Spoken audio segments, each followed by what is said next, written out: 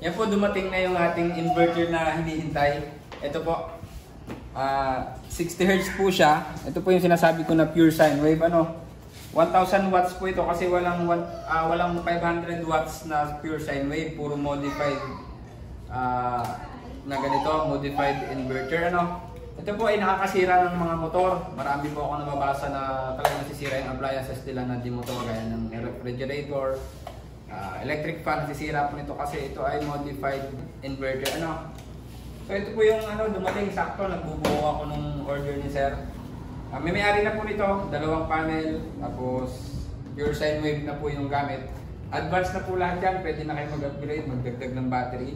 Pwede na rin palitan yung battery kasi lead acid yung gamit. Ito naman, 30 amps na rin ito. May kapasidad naman po ito 390 watts pag 12 volts yung system. Pag ang setup nyo ay 24 volts, 780 watts. Pero huwag nyo rin sasagarin yan. Halimbawa, 300 watts. 3 panel. Yun, sakto po yun dito. Kasi pag 12 watts ang 30 amperes. So pwede na rin kayo magpalit ng lithium na battery. B2 and B3. Yung B1 nito, lead acid yung option na yun. So balik tayo dito sa inverter ko. Ito po yung inverter. Hindi nyo naman kung gaano kalaki yung diferensya. Pagkita mga tayo. Pakita mo. Yan, ito po. Yan po ang pinagkaiba. Pakita nyo naman po ang laki. Malaki rin yung presyo. Kaya po ito yung ginamit ko nung una. Doon sa small setup ko. Ito naman po dun sa semi-medium setup. Kasi may medium pa, mas malaki pa rin. Meron itong 1.6 hanggang 3,000 watts. Merong 10,000. So dito muna tayo sa pinakamababa, 1,000 watts. Halimbawa po itong ating Inco na grinder. Kaya po ito nito.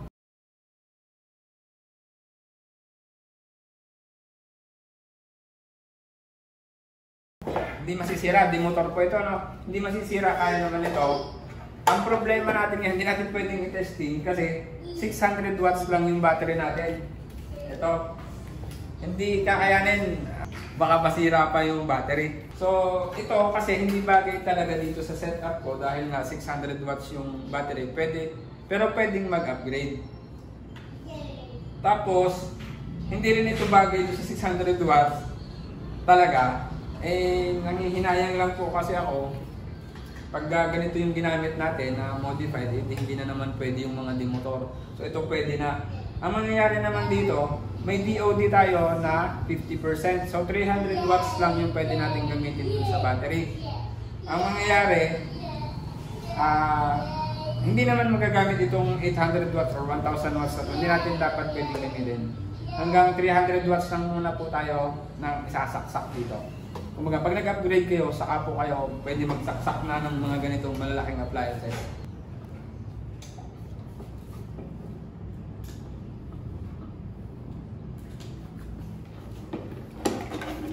So, sa ngayon po, iti-test na natin ito kung gumagana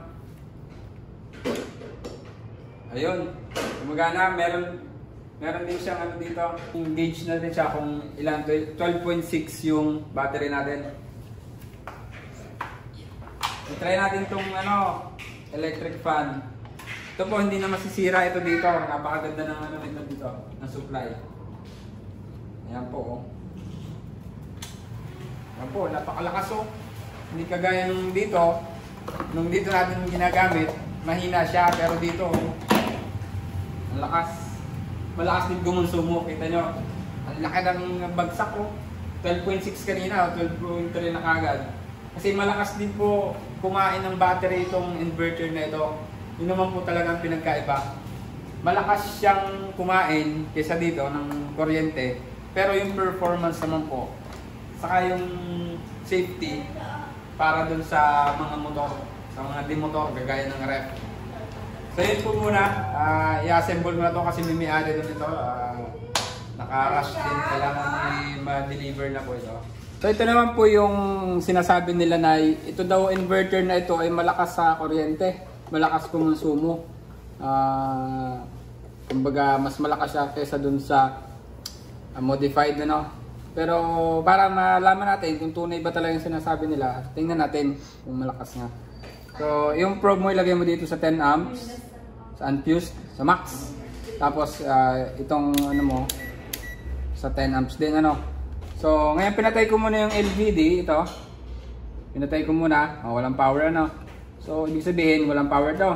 Para magka-power to, kailangan mong pagdugsongin ito. Itong paa niya. Ito kasi nagka-cut sa kanya pinaka-switch to. Para i-series natin to. Kumbaga dito dadaan yung amperahe.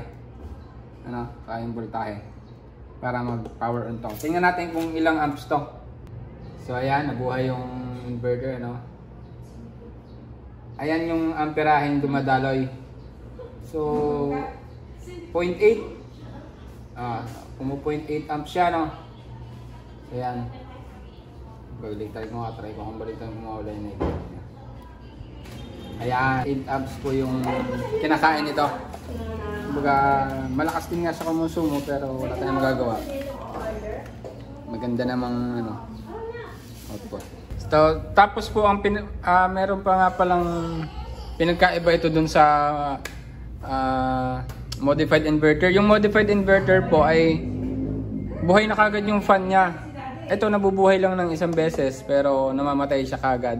Kumbaga sa ano lang yon, start up. Saka lang mabubuhay yung fan niya kapag uminit na ano. Gaya po niyan hindi po buhay yung fan. Unlike dun po sa modified inverter, buhay na po kagad yung fan niya. Kumbaga siguro malakas din kumain yun ng ano, ng baterya. Ito ang maganda dito. Malakas nga siya sa konsumo pero wala namang fan kagad siya. So yun po kinagandahan itong inverter na to.